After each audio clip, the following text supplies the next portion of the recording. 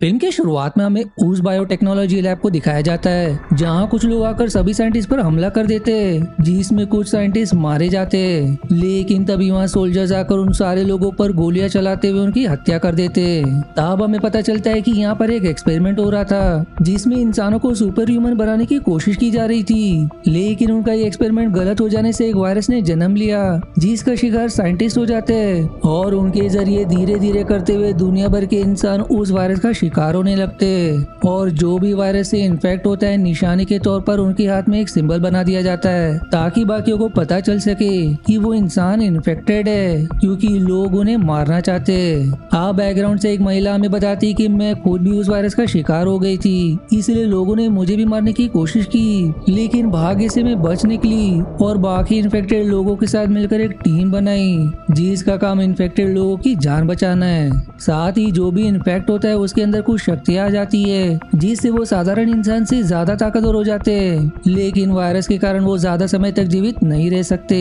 पर इंसान उनकी तकलीफ को समझने के बजाय उनसे नफरत करते, इसीलिए दोनों के बीच युद्ध शुरू हो गया था जिसमें काफी तबाही हो चुकी है। साथ ही इस युद्ध में इंसानों की जीत हुई क्योंकि पूरी दुनिया एक साथ हो चुकी है जो इन्फेक्टेड लोगों को खत्म करना चाहती है, और जो भी बचे उन्हें अंडरग्राउंड बंद कर दिया गया है जिससे अब काफी साल गुजर चुके हैं।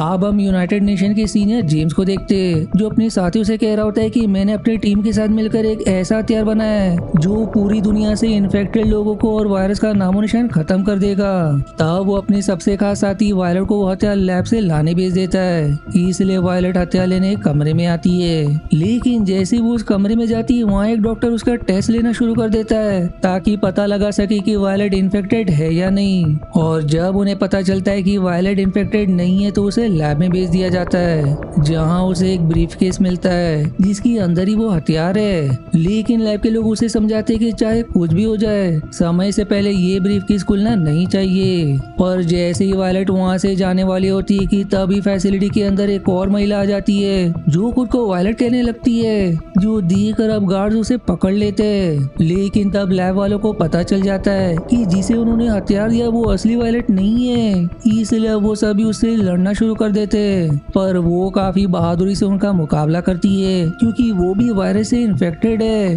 और यही चीज छिपाने के लिए उसने अपने अंदर एक चिप लगाई है जिस वजह से वो टेस्ट में पास हो गई। तब वायलट किसी तरह के डिवाइस का प्रयोग करते हुए हवा में उड़ना शुरू कर देती है और उड़ते हुए सभी पर गोलियां बरसाने लगती है, जिसके बाद वो मौका देख फैसिलिटी के छत से बाहर निकल जाती है जहाँ उसने अपनी बाइक खड़ी की थी। इसलिए वो बाइक पर सवार होकर अपने ठिकाने के लिए निकल जाती है। पर अब थोड़ी दूर आने के बाद उसकी बाइक के पीछे फैसिलिटी के लोग पड़ जाते हैं जहाँ वो लोग हेलीकॉप्टर से उस पर गोलियां भी चला रहे होते हैं, जो देखकर अब वो अपने बाइक को हवा में उड़ाते हुए सीधे हेलीकॉप्टर के अंदर घुसा देती है, जहाँ फिर वो सभी को शूट करके हेलीकॉप्टर को ही क्रैश करवा देती है। अब रास्ता साफ होने के बाद वायलट एक बिल्डिंग के लिफ्ट में आकर उस ब्रीफकेस को खोल देती है जिसके अंदर कोई हथियार नहीं बल्कि एक बच्चा होता है, जो देखकर वो एकदम हैरान हो जाती है और तुरंत उसे अपनी टीम के पास लेकर आती है। यहाँ जब उसके टीम का लीडर नोआ उस ब्रीफकेस को खोलता है तब वायलट उसे कहती है कि मुझे लगा था कि इसमें कोई हथियार होगा, लेकिन इसके अंदर से तो एक छोटा बच्चा निकला।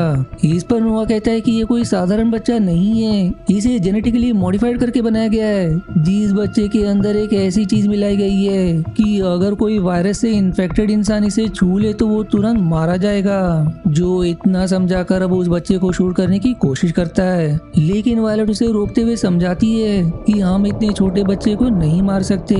इस पर अब नोआ उसे याद दिलाता है कि तुम्हारा काम बस इस ब्रीफकेस को यहाँ तक लाना था, इसलिए अब तुम जा सकती हो। जो सुनकर वायलट वहाँ से चली जाती है। और अब जैसे ही नोआ उस बच्चे को शूट करता है उसे पता चलता है कि ये बस उस बच्चे का होलोग्राम था, क्योंकि असली बच्चे को वायलट ने कब का ब्रीफकेस से निकाल लिया था। इसलिए वो अपने आदमियों को वायलट के पीछे लगा देता है। तो वहीं वायलट उस बच्चे को लेकर वहाँ से भागने की कोशिश करती है, जहाँ अब नोआ के आदमी उस पर हमला करने लगते हैं, लेकिन वायलट भी उनका डर कर मुकाबला करती है और उन्हें मार गिराने में सफल भी रहती है। और जब उसकी नजर उस बच्चे पर पड़ती है तो वो बिल्डिंग से कूदकर आत्महत्या करने की कोशिश कर रहा होता है, लेकिन समय रहते वायलट उसे बचा लेती है। आप गाड़ी में सवार वो दोनों जैसे ही वहाँ से निकलने वाले होते तभी वहाँ जेम्स अपने साथियों के साथ आ जाता है, जो वायलट को धमकाता है कि उस बच्चे को मेरे हवाले कर दो, ये तुम्हारे किसी काम का नहीं है। लेकिन वायलट कहती है कि भी मैं ऐसा नहीं करूंगी क्योंकि तुम इसके जरिए मेरे जैसे इन्फेक्टेड लोगों को मारना चाहते हो।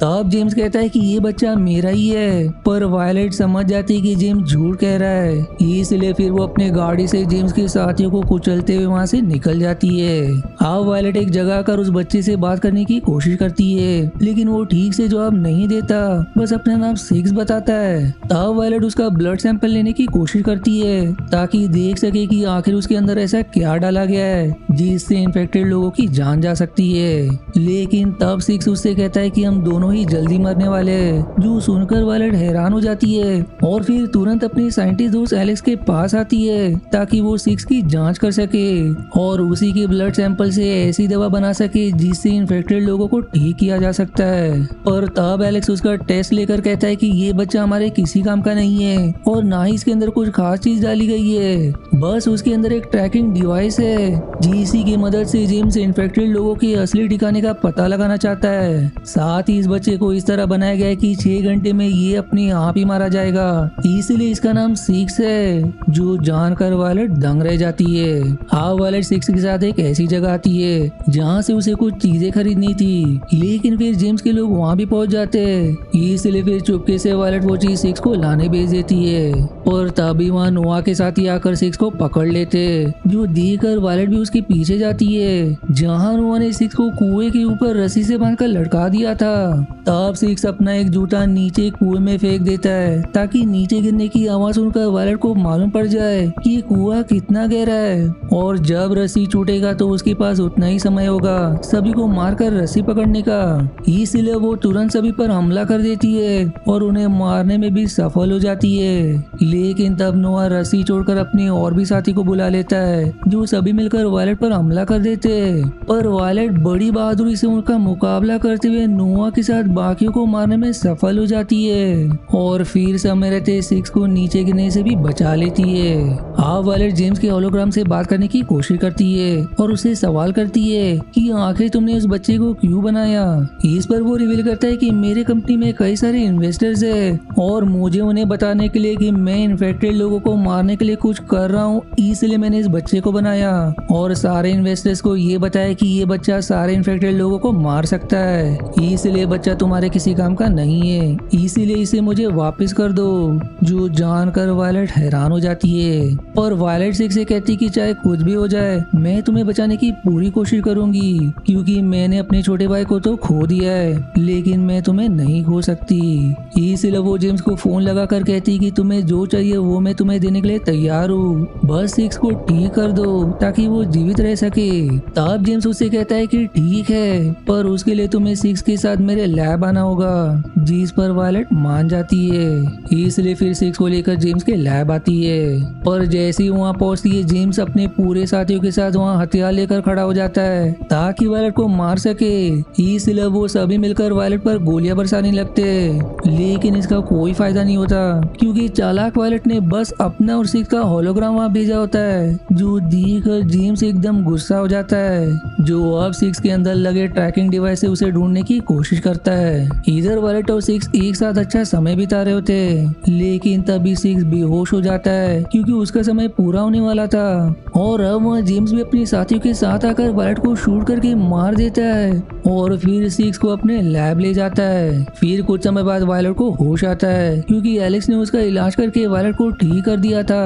तब वो एलेक्स से सिक्स के बारे में पूछती है, जिस पर वो कहता है कि सिक्स को जेम्स ले गया और अब तक तो वो मर भी गया होगा, लेकिन वायलेट कहती है कि जब तक मैं अपनी आंखों से उसे मृत ना देख लूं मुझे विश्वास नहीं होगा, इसलिए मैं उसे बचाने जा रही हूँ। एलेक्स उसे रोकने की बहुत कोशिश भी करता है लेकिन वो एक नहीं सुनती और वहाँ के लिए निकल जाती है जहाँ से उसे वो ब्रीफकेस मिला था। दूसरी तरफ जेम्स के साथ ही सिक्स पर एक्सपेरिमेंट कर रहे होते ताकि उसे और ज्यादा एडवांस बना सके, क्योंकि सिक्स के कारण ही उसके इन्वेस्टर्स को जेम्स पर विश्वास हुआ था कि वो इन्फेक्टेड लोगों को मारने में लगा है। इसीलिए अब जेम्स सिक्स को मारना नहीं चाहता और उसे हमेशा जीवित रखना चाहता है ताकि वो इसी तरह अपने इन्वेस्टर्स को बेवकूफ बनाता रहे। वहीं अब उसने सिक्स को ऐसा बना दिया है कि अब वो कभी नहीं मरेगा। तभी फिर वहाँ वायलेट आकर सभी पर टूट पड़ती है, जहाँ कोई भी उसका मुकाबला नहीं कर पाता क्योंकि वायलेट एक सुपर ह्यूमन है और अब सिर्फ जेम्स ही बचा है। तब वो वायलेट से रिवील करता है कि वो खुद भी इन्फेक्टेड और शक्तिशाली है और उसी के जितना ताकतवर भी है। इसलिए वो अपनी शक्तियों की मदद से वायलेट से लड़ना शुरू कर देता है, जहाँ अब दोनों के बीच काफी घमासान लड़ाई होती है। वायलेट उसे ताकत से तो नहीं मार पा रही थी, इसलिए फिर वो दिमाग का प्रयोग करके चालाकी से जेम्स को मारने में सफल हो जाती है। हाँ, वायलेट 6 के पास आती है, जिसे होश आ गया था, जिसे जिंदा देख उसकी खुशी का ठिकाना नहीं रहता। जिसकी बाद वो तय करती है कि एलेक्स और 6 के साथ वो वायरस की वैक्सीन बनाने की कोशिश करेगी, ताकि इन्फेक्टेड लोग भी साधारण इंसान की तरह अपना जीवन गुजार सके। जीसी मिक्स फीलिंग के साथ ये मूवी यहीं समाप्त हो जाती है। आशा है आपको मेरी एक्सप्लेनेशन पसंद आई। यदि हाँ तो प्लीज वीडियो को लाइक करना और चैनल को सब्सक्राइब करके सपोर्ट करना ना भूलें। मिलते हैं अगले एक्सप्लेनेशन वीडियो में, तब तक के लिए धन्यवाद दोस्तों।